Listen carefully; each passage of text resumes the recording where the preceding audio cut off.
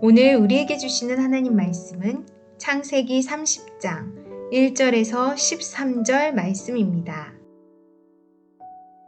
라헬이 자기가 야곱에게서 아들을 낳지 못함을 보고 그의 언니를 시기하여 야곱에게 이르되 내게 자식을 낳게 하라. 그렇지 아니하면 내가 죽겠노라. 야곱이 라헬에게 성을 내어 이르되 그대를 임신하지 못하게 하시는 이는 하나님이시니 내가 하나님을 대신하겠느냐.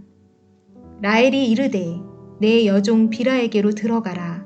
그가 아들을 낳아 내 무릎에 두리니 그러면 나도 그로 말미암아 자식을 얻겠노라 하고 그의 시녀 비라를 남편에게 아내로 주매 야곱이 그에게로 들어갔더니 비라가 임신하여 야곱에게 아들을 낳은지라.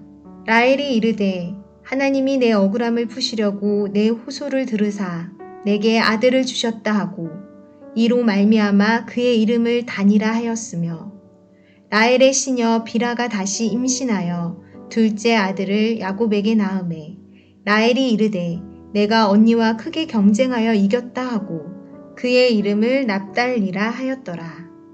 레아가 자기의 출산이 멈춤을 보고 그의 시녀 실바를 데려다가 야곱에게 주어 아내로 삼게 하였더니 레아의 시녀 실바가 야곱에게서 아들을 낳음에 레아가 이르되 복되도다 하고 그의 이름을 가시라 하였으며 레아의 시녀 실바가 둘째 아들을 야곱에게 낳음에 레아가 이르되 기쁘도다 모든 딸들이 나를 기쁜 자라 하리로다 하고 그의 이름을 아셀이라 하였더라.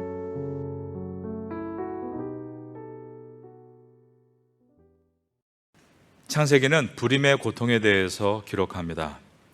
아브라함의 아내 사라가 오랜 동안 불임의 고통을 겪었습니다. 이삭의 아내 리브가도 결혼을 하고 20년 동안 아이가 생기지 않아 고통을 겪었습니다. 그리고 오늘 본문에는 야곱의 아내 라헬이 아기가 생기지 않아서 불임으로 고통스러워하고 있습니다. 라헬이 고통스러워하는 것은 불임 그 자체보다 언니 레아가 자녀 넷을 낳는 동안 자기에게는 자녀가 하나도 없다라는 조급증 때문이었습니다. 오늘 본문의 첫 절인 창세기 30장 1절을 보겠습니다. 라헬이 자기가 야곱에게서 아들을 낳지 못함을 보고 그의 언니를 시기하여 야곱에게 이르되 내게 자식을 낳게 하라. 그렇지 아니하면 내가 죽겠노라. 야곱은 라헬을 사랑했습니다. 그래서 라헬과 결혼하기 위해 7년 동안 참고 일했고 7년 후에 라헬과 결혼한 줄 알았는데 라헬의 언니인 레와와 결혼한 것을 알고 그대로 사랑하는 라헬을 포기하지 않고 다시 7년을 일하고 라헬과 결혼을 했습니다. 레아가 자식을 낳은 사람이라면 라헬은 사랑을 받은 사람입니다. 둘 다 비극의 주인공이지만 둘 다 분명히 좋은 것을 가지고 있습니다. 그런데 부정적인 것만 보게 되면 레아는 사랑을 못 받은 사람이고 라헬은 자식을 못 얻은 사람이 됩니다. 모든 것을 다 가질 수 없다면 지금 나에게 있는 것에 감사해야 맞을 것입니다. 그런데 이들은 자기가 있는 것에 감사하지 못하고 자기가 없는 것 때문에 괴로워하고 억울해합니다. 없는 것을 감사할 수 있는 믿음, 이것은 위대한 믿음이라고 말할 수 있습니다. 하박국 선지자가 없는 것에 대해서 어떤 감사를 드렸습니까? 하박국 3장 17절 이하에 보면 비록 무화과 나무가 무성하지 못하며 포도나무에 열매가 없으며 감람나무에 소출이 없으며 밭에 먹을 것이 없으며 우리의 양이 없으며 외양간에 소가 없을지라도 나는 여호와로 말미암아 즐거워하며 나의 구원의 하나님으로 말미암아 기뻐하리로다. 하박국 선지자가 모든 것에서 감사할 수 있었던 것은 여호와로 인하여서라고 말하고 있습니다. 내가 여호와를 믿고 구원받은 성도이고 여호와께서 나와 함께 하시니 나는 즐거워하며 기뻐한다라고 한 것입니다. 우리는 없는 것으로 아파합니다. 그 아픔을 어떻게 무시할 수 있겠습니까? 그러나 있는 것으로 감사할 것도 분명히 있다라는 것입니다. 그리고 신앙은 성숙하게 되면 오히려 없는 것에도 감사할 수 있게 된다는 것을 우리가 기억해야 하는 것입니다. 왜냐하면 우리가 아무것도 없어도 우리 하나님 여호와 한 분만으로 감사할 수 있는 것이 성도라는 것을 시간이 지날수록 깨닫게 되기 때문입니다. 세상은 점점 어두워진다 해도 주님의 빛은 우리 안에 있지 않습니까? 그 빛을 붙들고 감사하고 기뻐하며 여러분의 삶을 빛으로 만들어 가시는 성도가 되시기를 예수님의 이름으로 축원합니다. 다시 1절을 보겠습니다. 라헬이 자기가 야곱에게서 아들을 낳지 못함을 보고 그의 언니를 시기하여 야곱에게 이르되 내게 자식을 낳게 하라. 그렇지 아니하면 그 다음 저를 따라 하시겠습니다. 내가 죽겠노라. 여기서 봐야 될 것은 라헬의 말투입니다. 그렇지 않으면 내가 죽겠다. 극단적인 말을 하고 있습니다. 여러분, 라헬이 나중에 어떻게 죽는지 아십니까? 둘째 아들 베냐민을 낳다가 죽습니다.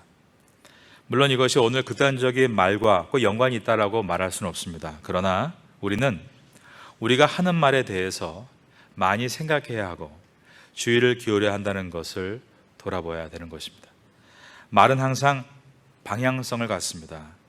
그리고 엄청난 힘을 가지고 있습니다. 발 없는 말이 천리를 간다는 말이 있지 않습니까?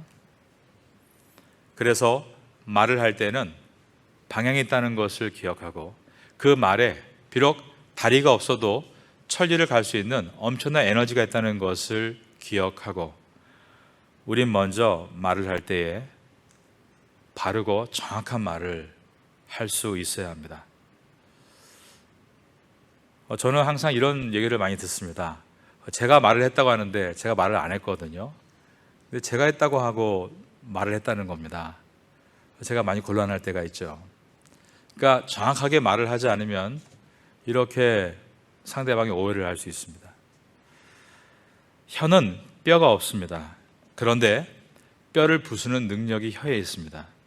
잘못된 말 한마디에 뼈가 부서지도록 싸울 수 있다는 것입니다. 극단적인 말을 해서는 안 됩니다. 극단적인 말이 방향과 힘을 갖게 만들어서는 안 됩니다.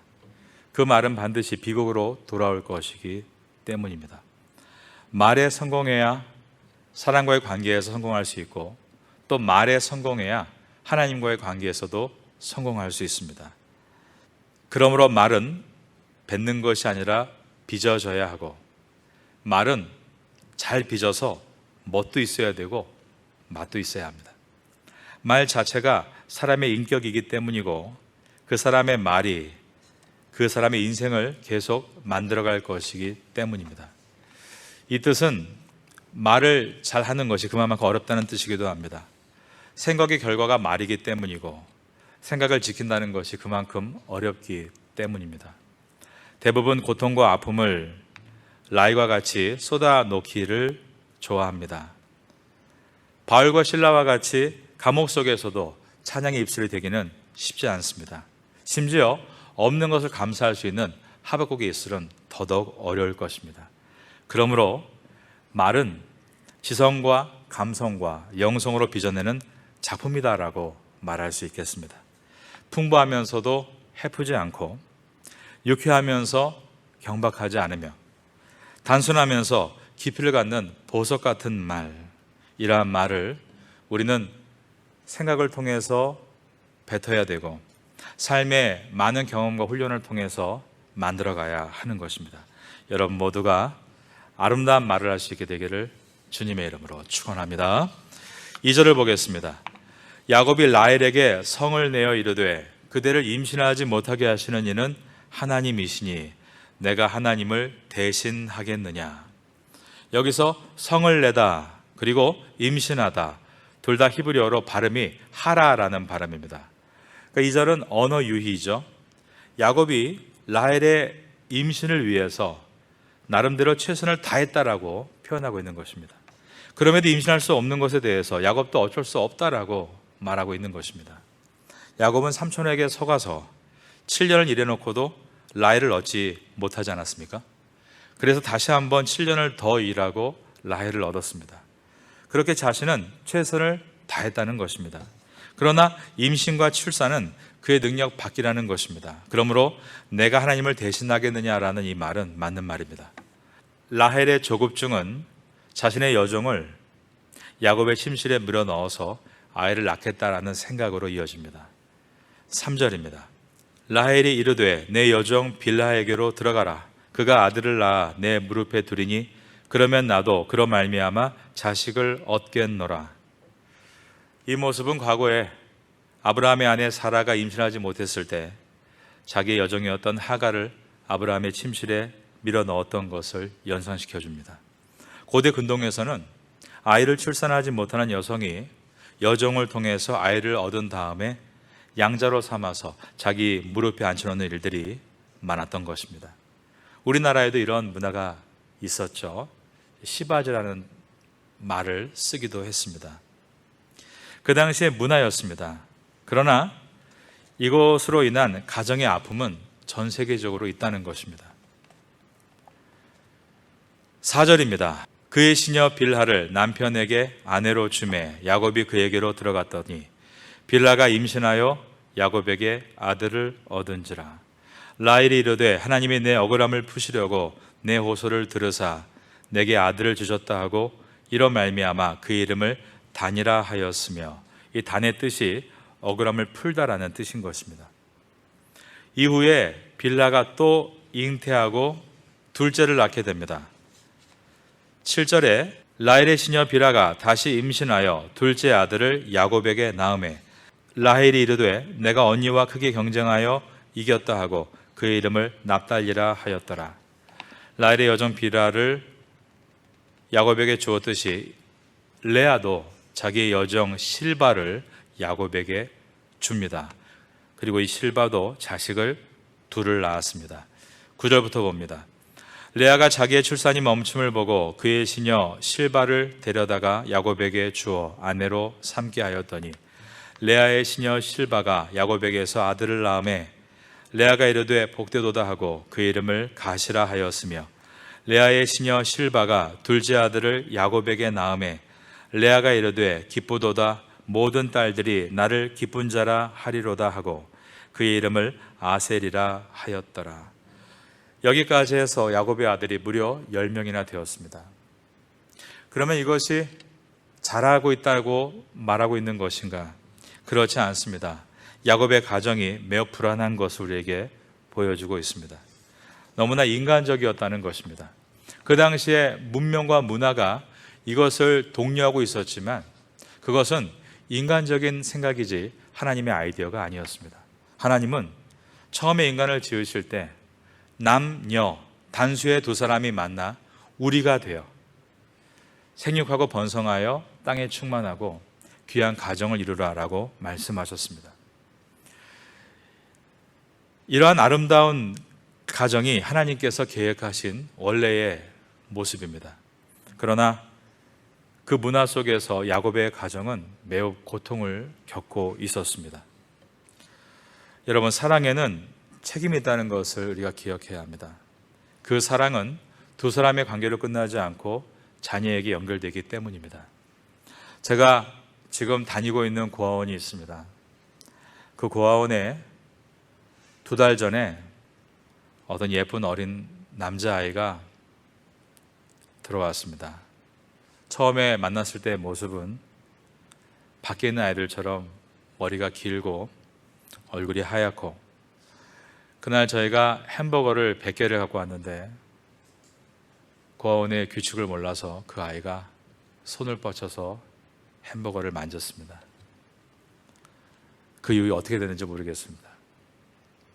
어린아이가 얼마나 무서웠을까라는 생각이 듭니다. 2달 정도 후에 다시 아이를 만났습니다. 그랬는데 머리는 삭발이 되어 있고 발톱에 때가 잔뜩 끼어 있었습니다. 나름대로 그 안에서 적응을 잘 하고 있는 것처럼 보였습니다. 그러나 마음은 많이 아팠습니다. 물론 부모님의 사정이 있었겠죠.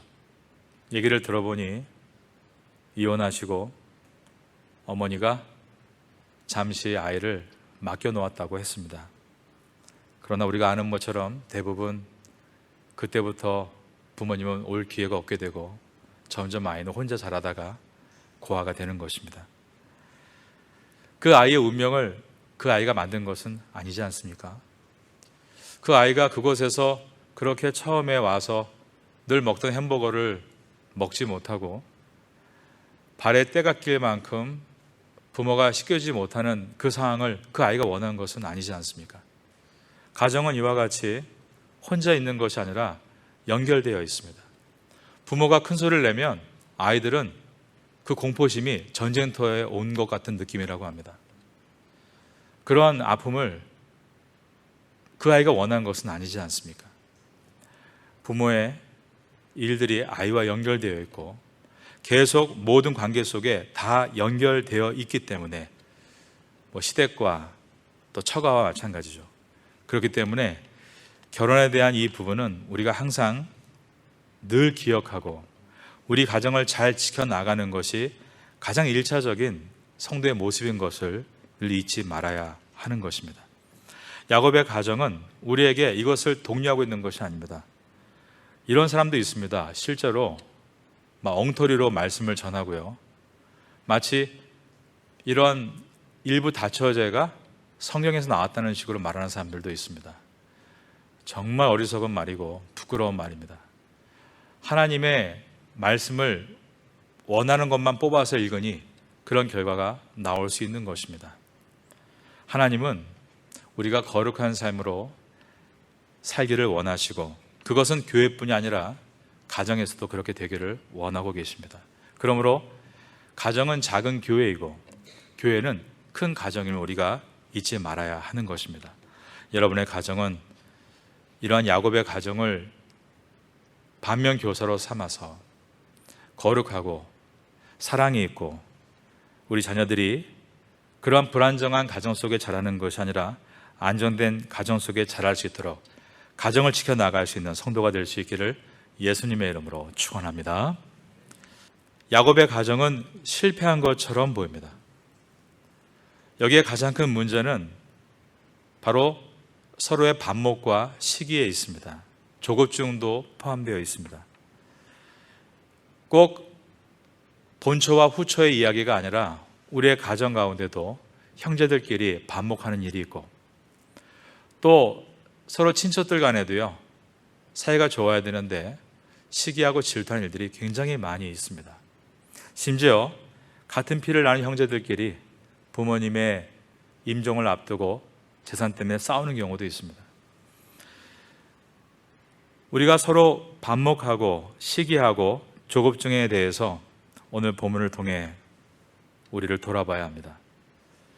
여러분은 여러분의 가정에서 평화의 사도가 되기를 바라겠습니다. 누가 싸우고 있으면 그 가운데서 화해시키는 사람이 되시고 서로 반목해서 갈등이 일어나지 않도록 물론 완벽할 수는 없지만 그래도 늘 성도로서 한번 참아주고 잘 회복시키는 자리에 서셔서 여러분이 있음으로 여러분의 가정이 회복되고 소통할 수 있게 되기를 바라겠습니다. 야곱의 가정은 이와 같이 실패한 대표적인 가정이 되었습니다.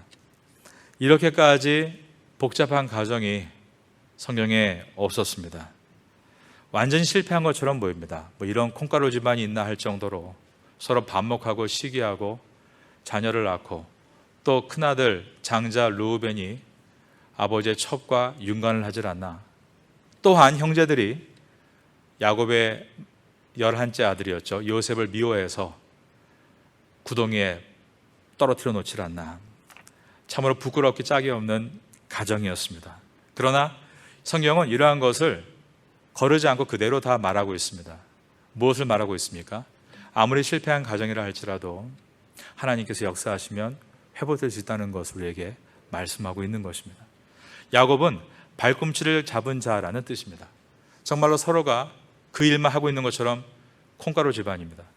그러나 야곱의 가정은 나중에 이스라엘의 이름을 얻습니다.